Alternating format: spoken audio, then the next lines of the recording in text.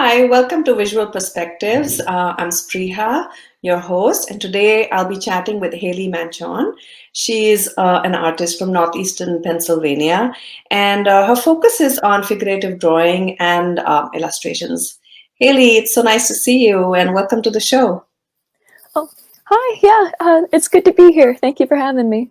Of course, of course. So I must share with you that what fascinated me about Haley's work was the fact that, she had her own language of bringing realism to us and with a special effect, like it has these distortions to it.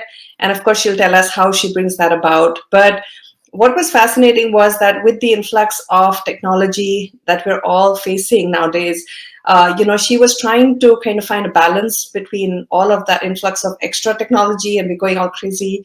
And she was trying to find a new language that we could relate to and understand. And even in some ways, I feel like, how we stand or are placed in society, given the way things are going, just finding that right balance. So, Haley, do tell us about, your pieces because believe me, they almost look like photographs. They are just amazing. I mean, the detail, the transformation, and a lot of them are self-portraits. So I feel like I like the fact that you make yourself the subject. And, while you are working through those pieces, you're also expressing yourself, going through your own journey and realizing certain things that, you maybe can't find a language for, but then that's where art comes in. Yeah. So do tell us a little more about that. Oh, yeah, definitely. So that sort of technological influence that you're referencing, Mm-hmm. that was my thesis when I was in my undergraduate program at MICA. Okay. So I wanted to kind of create this work that had this effect that looked like it was almost printed or came from technology, but it was all done by hand.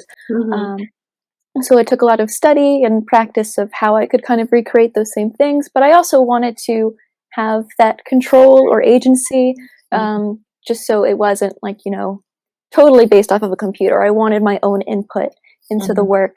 Um, Mm-hmm. and so you'll see that especially in some later pieces like Conversations with Myself, which Mm-hmm. was a self-portrait. I worked on it for like 4 months or so. Um, Mm-hmm. a lot of just hanging out with myself and drawing my face, and it was an interesting process by looking at a webcam and dealing with pixelation and distortion, but still having to deal with time of day and changing factors from like living in the real world.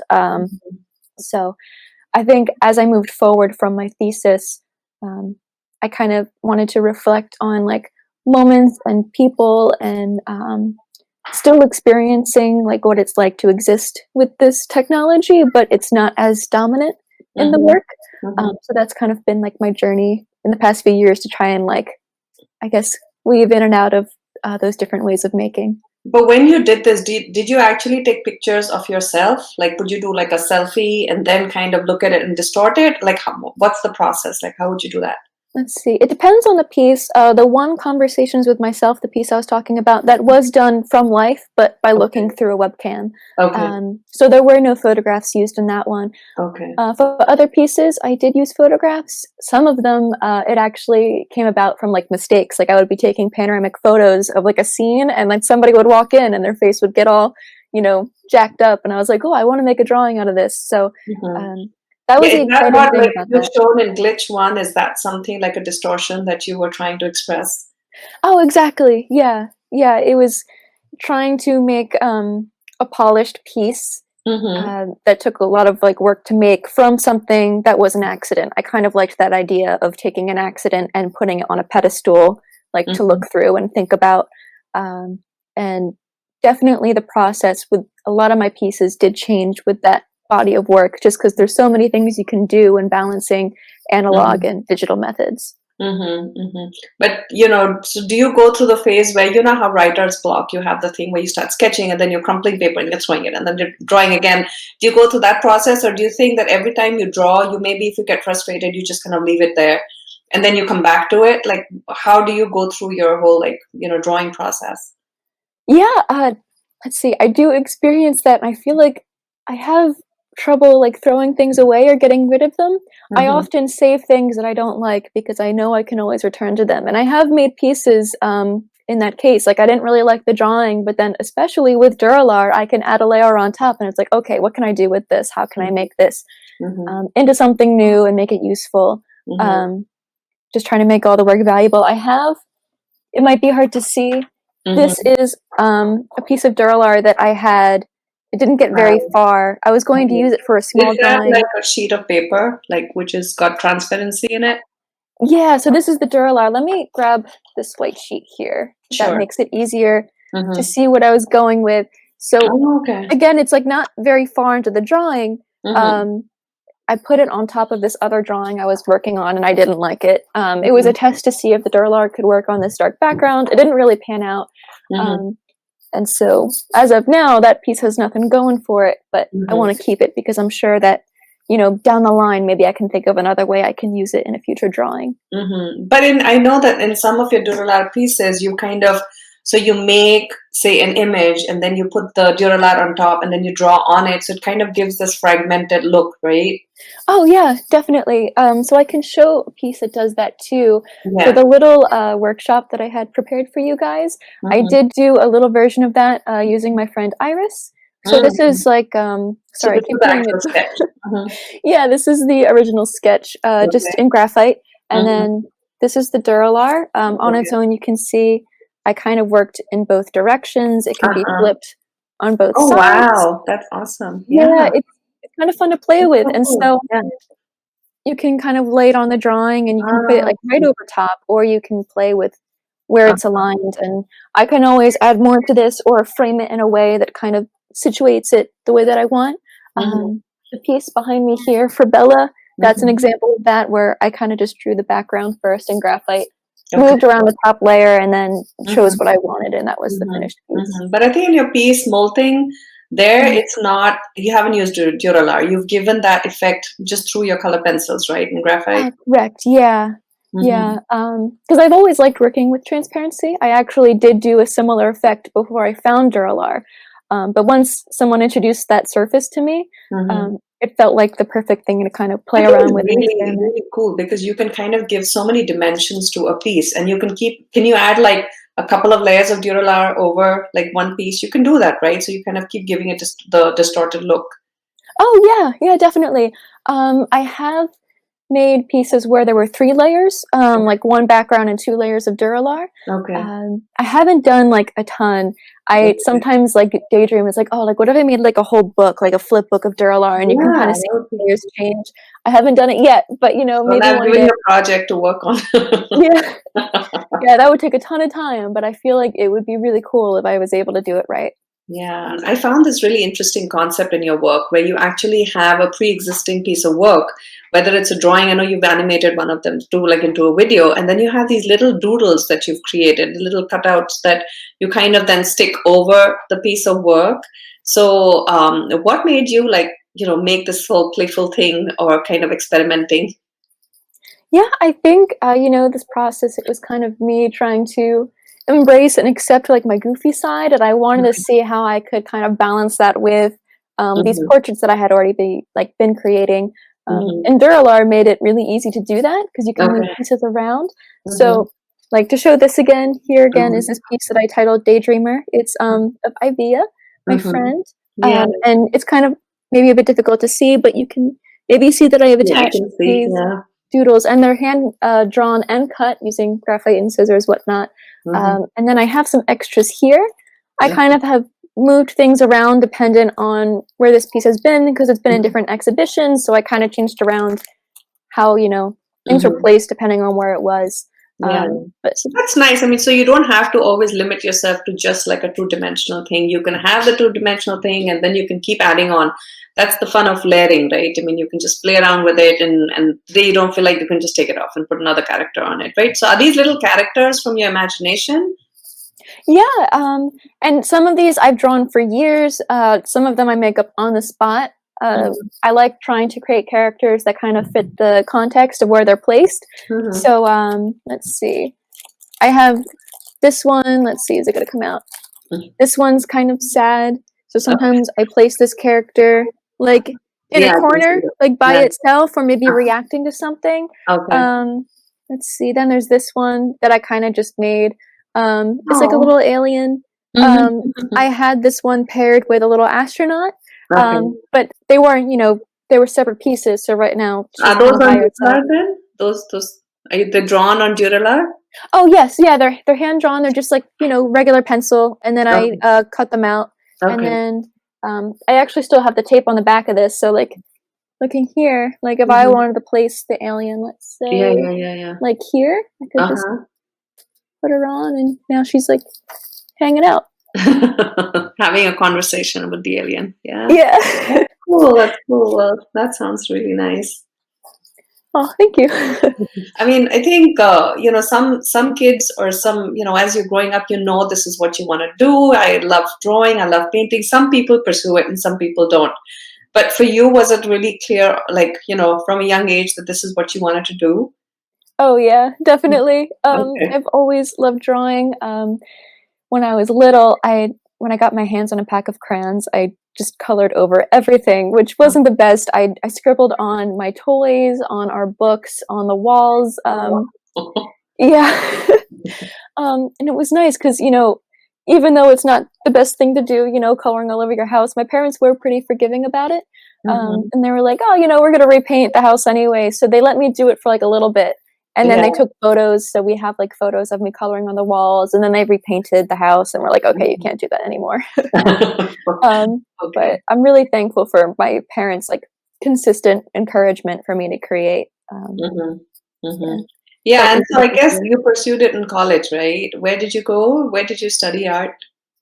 Yes, so I went to the Maryland Institute College of Art, Mhm. also known as MICA. It's in Baltimore. Okay. I studied drawing, but also graphic design, Okay. which I'm really glad I did. I think that gave me that background of like how to use technology and digital programs Mhm. to make my work stronger, or just understand what I was trying to make. Mhm. Um, I really liked it there. Yeah, and so I guess, you had a good mentor, you had some good guidance, and you started doing like online shows. Starting at actually, I think you started it at school itself, right? In high school, you did some shows, and then Yeah. you pursued that in college too. So I think with the right encouragement and direction, that's something one can always do. Oh, definitely. I do recommend, like if you're in school, especially as you get towards high school, there might be opportunities to show locally with other high school students. If Hmm. your art program allows that, I would highly recommend getting in touch with your teachers, seeing if there's anything available for you. Hmm. And there are always online opportunities, which is really exciting too. Hmm. Um, so I got started branching out of high school by looking online. There's a website I use called callforentry.com, Hmm. and I found some online exhibitions that I applied my work into and I got in. Hmm. And what's nice about online shows is if you're new to the whole thing, you don't Hmm. have to worry about framing. You don't have to worry about shipping the work because that can That's get true. expensive really fast. Hmm. Um, Also, in most cases, you don't have to have the work for sale. So if you're trying to hold on to it for portfolios for college, or other Hmm. things you're applying to, you can do that. Okay. So that's a great way to get started. And then you Okay. can branch out to other shows, like once you get more comfortable and get more involved. Mhm, mhm. And I know that you did two residencies, one in Florence, like wow, I wish I could be there, and of course one at PAFA. So was that through college too? Like, you had help like getting that all together, and then how was the application process? Is it really tough? Is there a lot of Um, competition? yeah, it can be tough to apply to get everything together. Once you get into practice of doing it, Mhm, it normalizes it. You get more comfy with the whole thing. You understand what they're probably going to want beforehand. mhm. And I definitely had help in both cases. Okay. Um, you typically need to make like an artist bio, maybe an Mhm, artist talking about what you make and why, what you're mhm, trying to say, mhm, and of course send digital images of your portfolio. mhm. When I was in Florence, that was for like 4 or 5 months. Wow. It was a wonderful time. I would highly recommend. That benefited me just as much, like socially, as it did artistically, if not more so. I don't know about all you artists out there. I would consider myself an introvert. I think a lot of artists are. Mhm. Um, so it was a social circle that I felt really comfortable in, and I felt like I was Were they able to. really friendly? Like when you went right in, were they very welcoming and friendly? And I think it's also a different culture, different lifestyle. I think they're more like laid back, right? In Europe, it's more like, easygoing, just go with the Yeah. flow, enjoy, drink your wine. No, that's exactly what it was. Yeah, it was much more comfortable. I think, I'd put this pressure on myself when I was in school. Mhm, And there's this like high energy, especially when you're in the city and in classes day in, day out.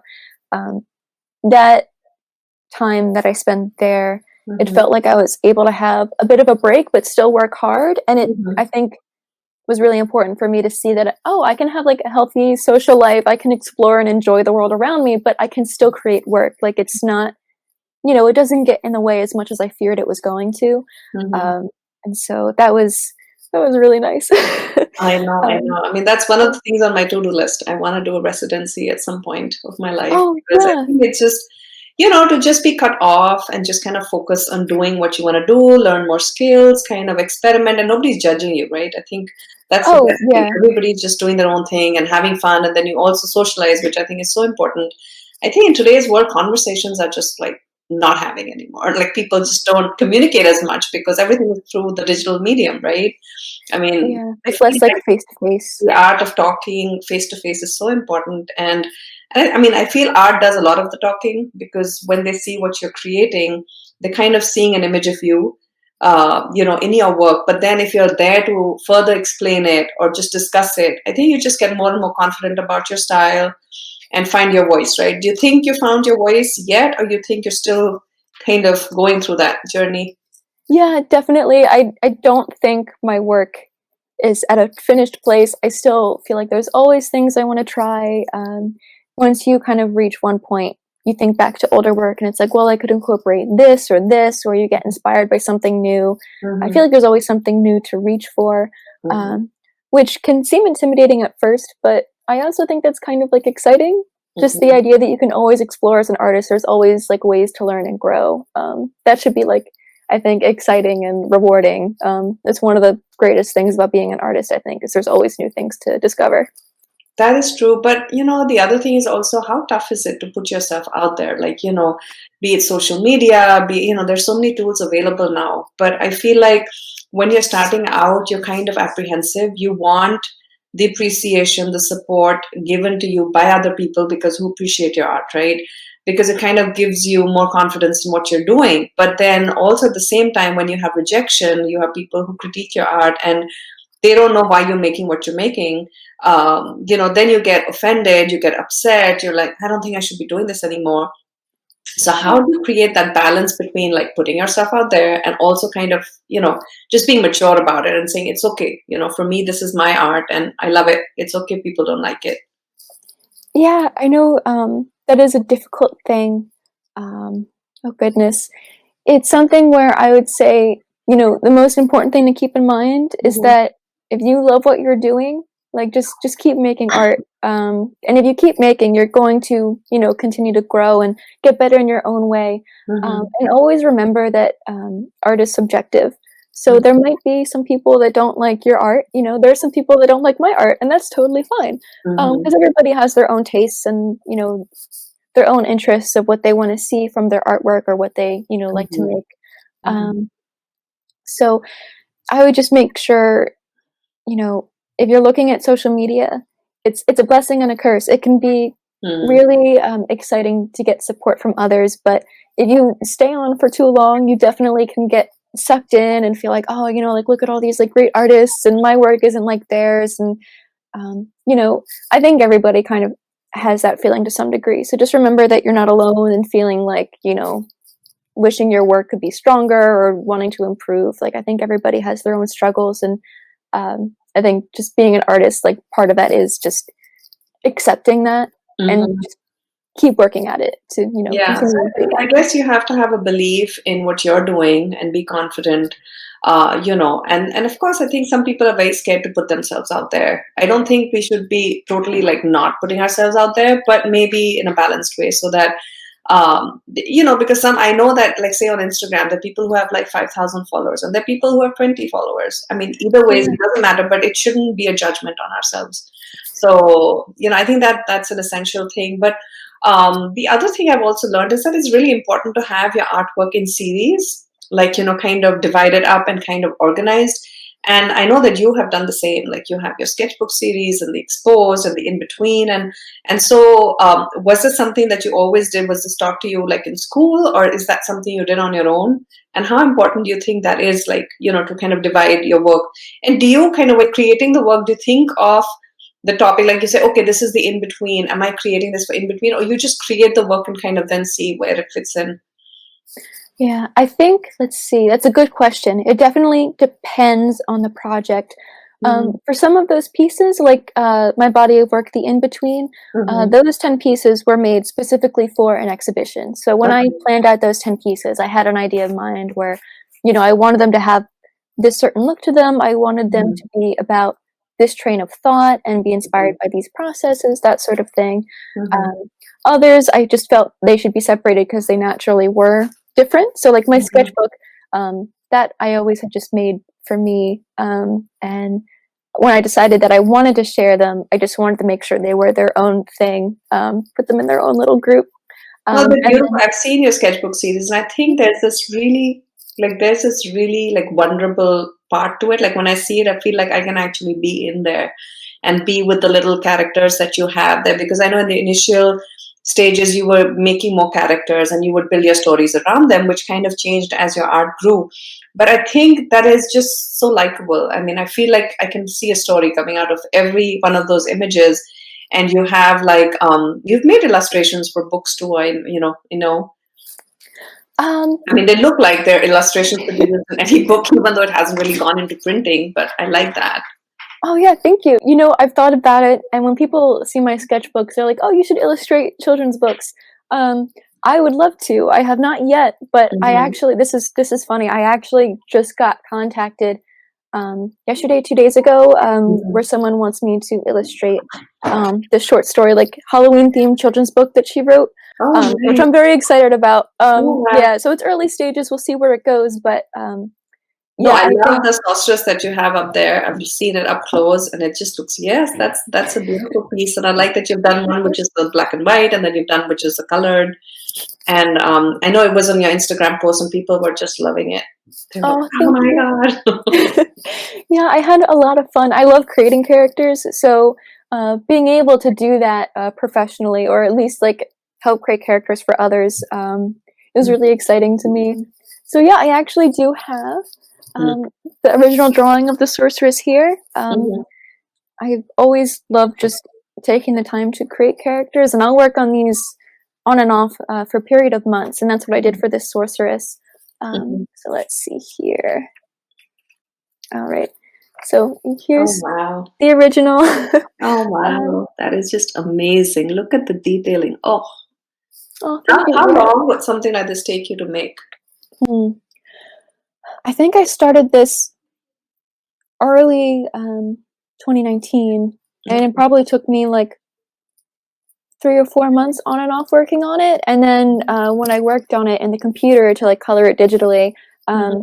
that took like a couple of weeks or so. Again, like working on and off on it, just to try and understand how I can do it, because working in Photoshop is still a little new to me. Okay. Um, so yeah, this sketchbook was all filled up like last year or so. Then there's the one that I'm working on now. This one's a Mhm. moleskin, so I've kind of upgraded to like maybe like a little bit more of a high quality paper now Yeah. that I feel more comfortable drawing in my sketchbook. Uh-huh. Here's one that's in progress. It's like a little like fall festival. Oh, wow. Nice. I like Yeah, the so that was colors. kind of fun to work on. Um, Okay. let's see. And then here's like another one. This was like the first one I did in Okay. the new one. That's so cute. Yeah. Oh, I can thank see a you. book right there. Yeah. All right, but yeah, I also have, if you want to see where I got started, Mhm. because this again, I don't know if I said this before, but when I draw on my sketchbooks, it feels like I'm returning to my roots of wanting to draw characters as a kid, because I kind of Mhm. wanted to be an author and illustrator when I was little. Oh. Yeah, you always ask that question, right? What do you want to be when you grow big? Yeah. And like I knew I always loved art, but I also liked writing when I was younger. And I think as I got older, I was like, nah, I just want to do the art part. Okay. But you can see like I made these characters, and then there's text like Oh, wow. next to the characters that gives like a little bit of backstory, kind of Mhm. showcases like who they are. Mhm. A lot of this stuff is definitely inspired from the stuff that I liked as a kid. This character, Oh, nice. this Look one's at their supposed to be attitude. me. Look at their standing. I like that. Thank you. Yeah, so she was supposed to be me. You can see her ears stuck out, and Yeah. she's shy. My I ears love her stick eyes. out, and Yeah. I always was like self-conscious about them. So I was like, "This is Oh. me." Yeah. So it was a lot of fun. I have like chock full of pages. I thought about like redrawing them. I think that would be a really fun experience. I just got to make time for that. Mm-hmm. But that's so nice. I like the fact that, and then you can see a progression, right? Because you have your Mm. sketchbooks from when you were in elementary school to high school to college, and now, so you kind of see your growth. And when you look back, you're like, oh, because sometimes I look back at my work and I'm like, oh my God, I had so much of patience. Like I could really draw. Like I would take the time to do it, and now I'm like, no patience. Just bring it on. Flash the Yeah, page. I feel the same sometimes. I think, I I think like that patience almost came out of fear though. I would be so afraid of messing up that I would just like be very timid. And like I'm still kind of timid and patient with my work, but I think now I'm a little bit less careful. It's like, okay, if it doesn't work out, I can just do it again, It's like I think as you get more comfortable with your work, I think naturally it kind of goes in that direction a bit. Mm-hmm. Um So of all the series that you worked on, which is the one that's like closest to your heart and like the one that speaks the most to you, or do they all? that that's very difficult. Goodness. I think, working with dura-lar Mm-hmm. um, has been a very exciting process that I've done for a long time that spans across, Mm-hmm. like different bodies of work. Mm-hmm. And so that's exciting to me. For what feels the closest to me Mm-hmm. right now, I would say probably my sketchbook. Just Okay. because that always came from a personal place. And again, it's not something I have on the walls that I really like show professionally as much as I do other works, but Mm-hmm. um, I think there's something that's really important about making work for you that isn't made for anyone else's, Yes. Yes. satisfaction but mine. I think there's some interesting things that come from that. Mm-hmm. And I do find, those pieces I think can be more immersive, as you said, than my other works. Mm-hmm. Um, so I have ideas for future pieces where I'm thinking about trying to maybe introduce some more of like the environment, the scene. I'm Mm-hmm. trying to pull in some of that same like immersion and narrative from my sketchbook drawings into Mm-hmm. my other drawings, or at least I'm hoping to. Okay, okay. No, that's nice. And I'm just thinking that, it's, just bringing that whole body of work together, putting it together. I mean, having a website is so important, Mm. so that somebody can kind of, see your own growth, see the different, your skill set, the variety of work that you do. And of course, then it's like putting yourself out there through juried shows, which again are important. And I know that you were in two shows recently and you did so well. You won the juris, special recognition. For the other one at the Phillips Mill, you won, I think it was the two awards that you won. Let's see. Well, for Phillips Mill, I submitted 2 pieces they were in, and then the one piece got the Bucks County Herald Award. Mm-hmm. And then I was grateful enough to be invited to speak on a webinar recently with the Phillips Mill, and we talked about my work for that year, but also previous exhibitions and that sort of thing. Yeah, no, that's so nice. I mean, I think it's also a little strange to be speaking. Now that everything is virtual, it's kind of difficult to have this whole like the divide and have a laptop in the middle instead of actually speaking to the person in person. Because I love meeting artists and kind of speaking to them up close because it's just a different experience. But I guess this is the best that we can do, given Yeah. things are. But tell me something. I mean, for some artists, I feel like I've spoken to a few, and for them, COVID didn't really make a difference because in the sense that they were still in their studios and they were still working, and so nothing much changed for them. But for some, I think it impacted them. For me, it impacted me. I couldn't go down to my studio and work for quite a while because I think what I create is greatly influenced by what I see around me. But what about you? Like, did you feel like you could create art quite easily, or was it tough? Let's see. It did take some time. I think part of it was due to outside factors. I was already kind of dealing with a transition right Mhm. before the quarantine hit, and then that kind of like cemented that. Mhm. Um, I did have a studio in Lambertville, and I ended up losing it during the quarantine. Mhm. Um, that being said, being a drawing artist, thankfully, it's really easy to work from my bedroom. I actually worked in my bedroom even when I had the studio. I worked in here more than I Mhm. did over there on drawings, which is kind of funny.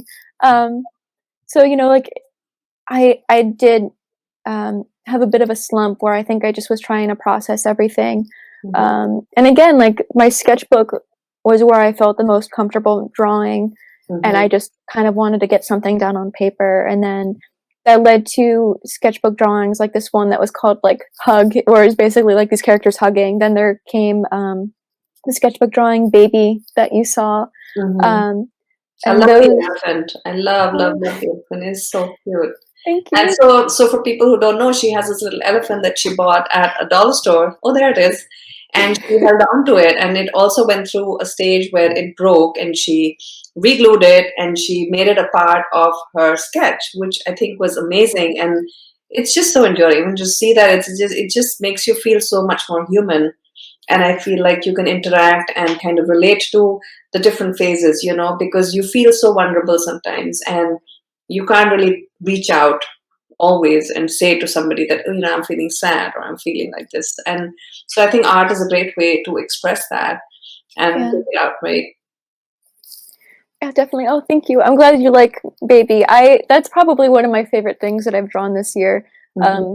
Just because I think thinking about that attachment was it felt really important to me, especially during that time, like being isolated and alone, like just kind of recognizing like these objects that have no monetary value but have Hmm. value to me just because of Hmm. the relationship that I formed with it over the years. Hmm. And so I think that's something I'd want to explore even more with my sketchbooks, thinking more about um, the things that maybe don't have monetary value, like not something that's really exchangeable or tangible, but something that's important to like Hmm. the beholder because of that bond. It was Hmm. a fun process. Hmm. And again, another question that everybody has for artists is like, how do you make your living? Like, how tough is it out there to find work or to support yourself? What are the avenues that you can reach out to? How do you put yourself out there? Do you have any suggestions or experiences that you have that you could share? Yeah, definitely. I will say, let's see, I had a lot of help, thankfully. I think going to an art college helped a lot with that.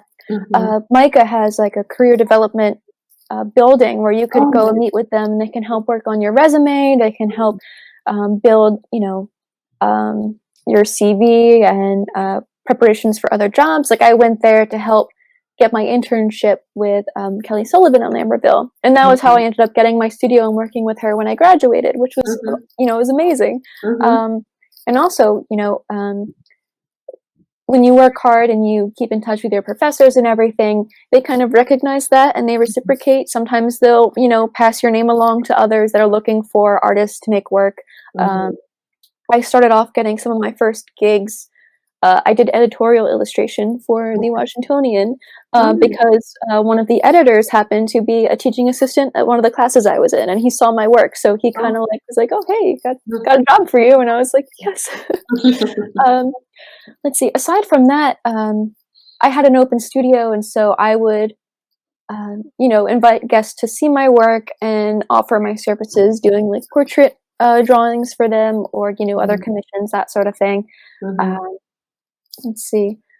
You do have to put yourself out there for sure. Mhm. Constantly networking, going to exhibitions, having business cards and a website. That's all really important. So that way, Mhm. it's really easy for people to look you up and get access to your work because everybody's got their own thing going on. If you don't Mhm. really you know put it in their heads like this is who I am and I can do Yeah. this for you, they might just forget. And it's not anything against you. It's just you Mhm. know There's too much everybody's going on, there's too much information to process, and so the easier you make it for them, I think the easier it is for them to remember, right? Exactly. And that's one of the ways that social media can be really helpful Mhm. because, maybe they don't want to take a business card or they're just like kind of on the run. But if they like my work and they Mhm. see my Instagram hashtag or, sorry, account name, they can just like follow me. And then there's a way they can like automatically stay connected. And whenever I post something, they can see it, that Yeah, sort yeah, of thing. yeah, yeah. No, Yeah. that's good. I think that's something good to share. I think your whole journey, if it's been residencies, going through college, and I think making a portfolio is really important.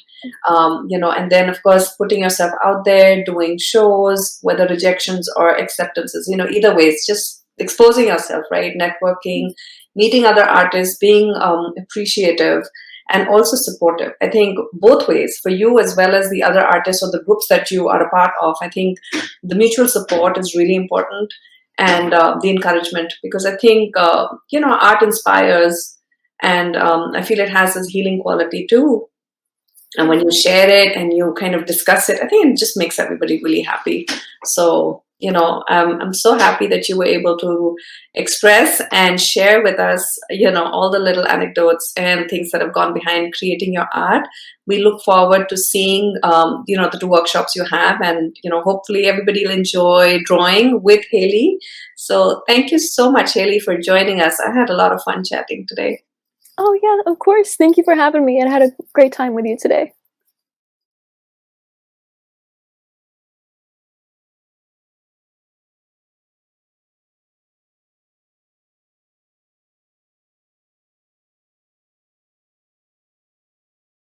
Hey everybody, my name is Haley Manchon and I am a drawing artist. I'm going to be giving you a brief demonstration on how I like to use a special kind of paper called dura-lar in my drawings.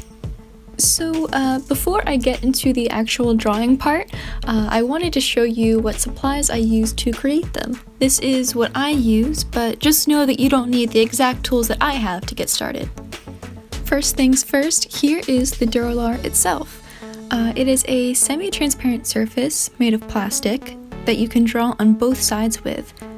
Notice that this isn't completely clear, it is frosted, so the more you layer, the cloudier the image will get underneath. Graphics Arts Plastics is the company that makes the dura-lar, and you can get it in different sizes or even rolls. The one I use is called their matte film for dry media. Additionally, you can layer your dura-lar drawings with any other kind of paper that you like. For this demonstration, I'll be using Bristol paper. It's a pretty sturdy paper that works well for dry media. It's good to have some tape handy in case you want to hold the dura-lar in place or create clean borders by covering the edges of your drawing. Artist tape is a great tool to use for any media, but I also like frog tape. It's designed to be used on different surfaces and is more delicate. For working in color, I like to use two different kinds of colored pencils. These are the original Prismacolor brand. I've been using this set since high school. These pencils are rich in pigment, a little soft and waxy, but not too much. The Prismacolor Very Thin pencils, on the other hand, are really nice because they are harder and more delicate like graphite. I like to use these if I want to make delicate values or sharp lines.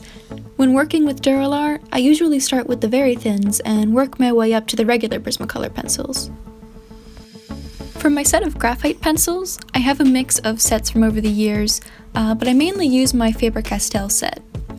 When it comes to pencil sets like these, the H pencils will make lighter values, and the B pencils will make darker ones. My set goes from 5H to 8B, but you don't need all of those to make a good graphite drawing.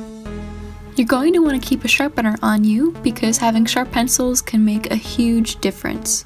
A sharper point makes smoother layers and cleaner lines. The one I use is pretty standard. I use the bottom left sharpener for my small set of Derwent brand pencils, since they're a wider pencil. For my Prismacolor Very Thins or my graphite pencils, I'll use the bottom right.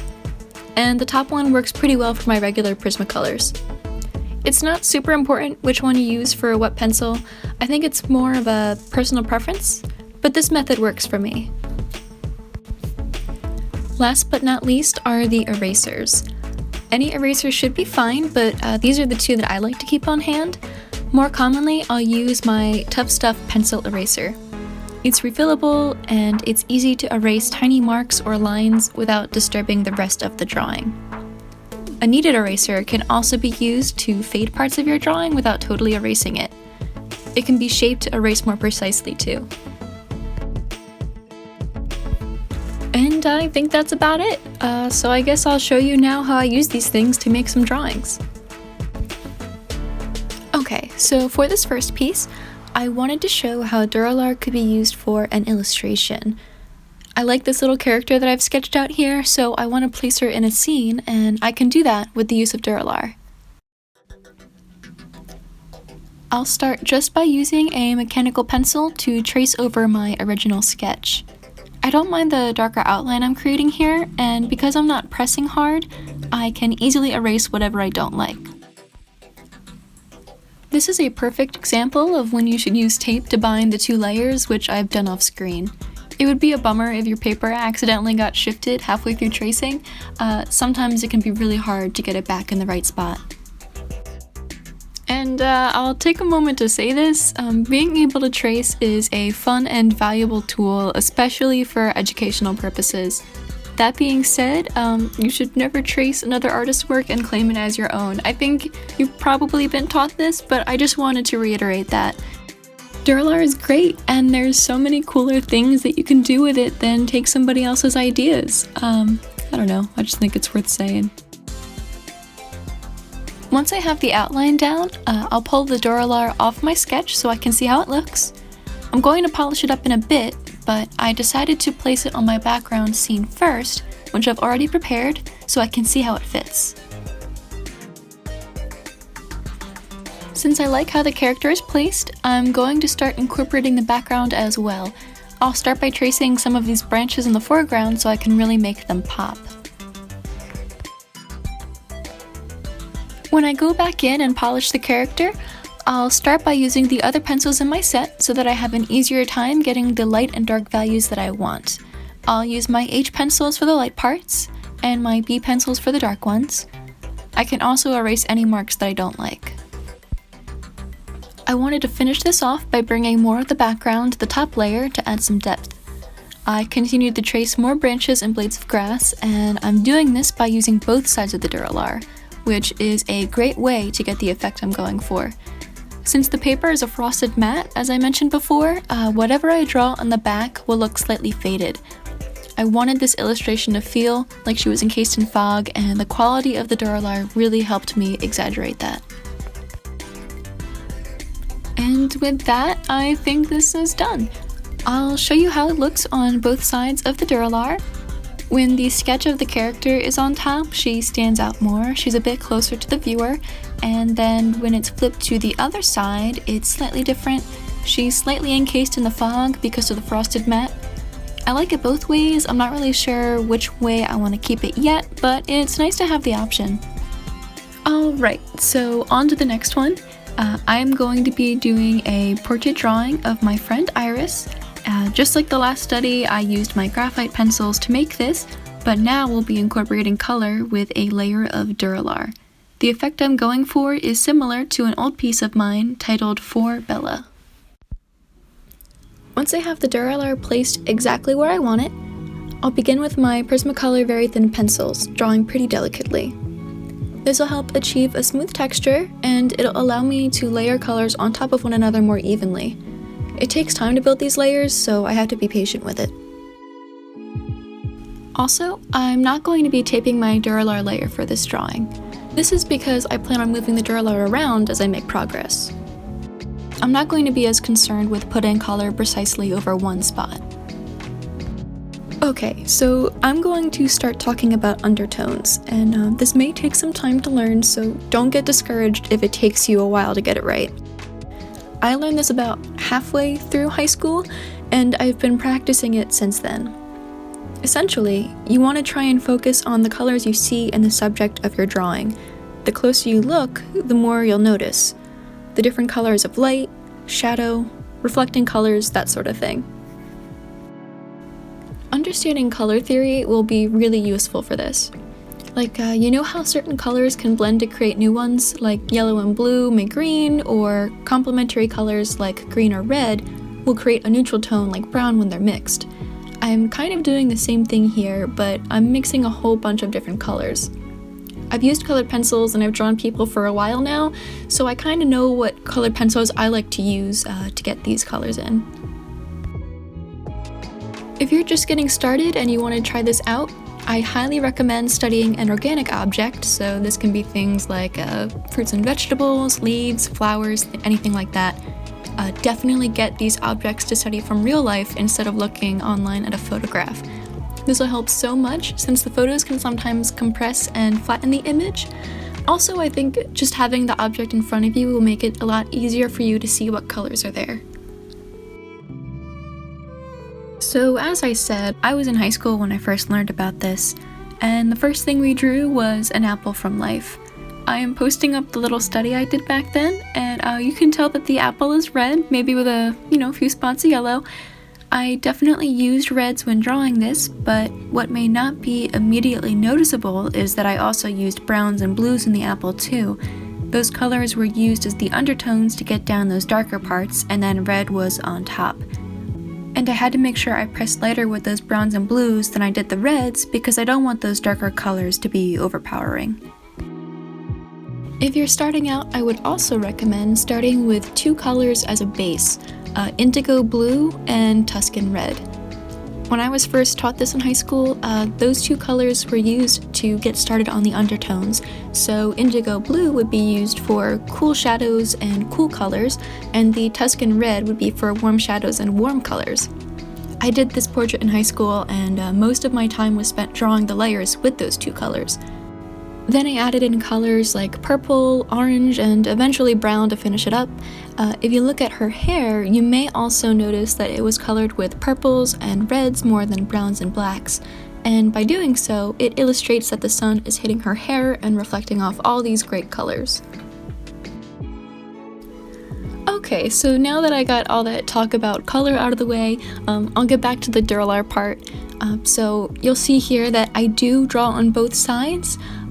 You can mirror your drawing by just flipping the dura-lar to the other side and kind of like tracing over your layer underneath or other parts that you've drawn, or you can incorporate other things entirely, whatever you feel like doing, honestly. And just notice that when you flip it, the colors on the underside won't be as vibrant when you flip it back. And that's because it is that frosted matte. It's not a totally clear piece of paper. And that can be a really fun effect to play with. So for this drawing, I wanted to have the underside of the dura-lar be a mirrored version of the graphite drawing, so you can see that I did use pencil there. I do like to combine both graphite and colored pencil in my drawings, especially for portraits like this. I think it helps the 2 layers fit together better, and I also like that I can tone down the color if I like, and add some nice variety to it. In addition to flipping the dura-lar, you can also just pull it off of your drawing entirely, just so you can give it like a plain background. You can kind of check and make sure that everything looks alright. I also like to add details here when I can clearly see what I'm doing to it. So essentially, I'll just repeat this process of layering and flipping and checking and drawing again until my piece is finished. It's basically until I'm happy with it. And so I'll show you how it can be moved around. The dura-lar doesn't have to be lined up perfectly to what the layer is underneath. Actually, I prefer to offset it one way or another. I think it creates a nice effect, and I think it creates some balance between the different parts that you draw on the dura-lar and on the layer underneath. And there you have it. It's just a little portrait drawing that you use with dura-lar. And so that was a little sneak peek into how I create my drawings with dura-lar. I hope you learned something, hopefully. I mean, that would be nice, or at least maybe that you enjoyed it. That would also be good. If you like the work that I do have social media. I have Instagram, Facebook, I guess. I do have a website, so feel free to follow me on any of those if you like. And I hope that you give dura-lar a shot. It is a fun tool to use. I hope you can find a way to, make stuff with your stuff.